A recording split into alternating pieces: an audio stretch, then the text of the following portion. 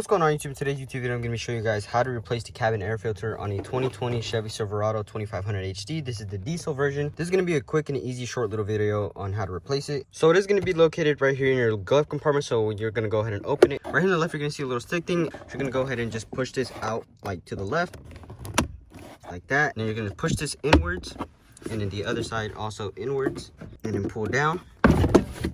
So be careful because your glove compartment will come off like this. So right under here is your cabin air filter compartment. So you're going to go ahead and just unlatch this and pull it outwards, and then pull it all to the left. Take that off, and then here is your cabin air filter. So you're going to go ahead and just pull that out.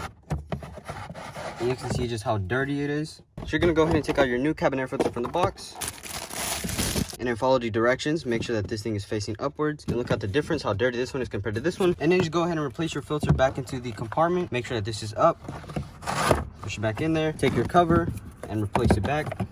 Slide it into the little slots to the right now. Make sure it's all clicked in. After you replace your air filter, replace your glove compartment here. And then before you put on the hinges, make sure you replace your damper here and just line it up with the hole and then click it back in.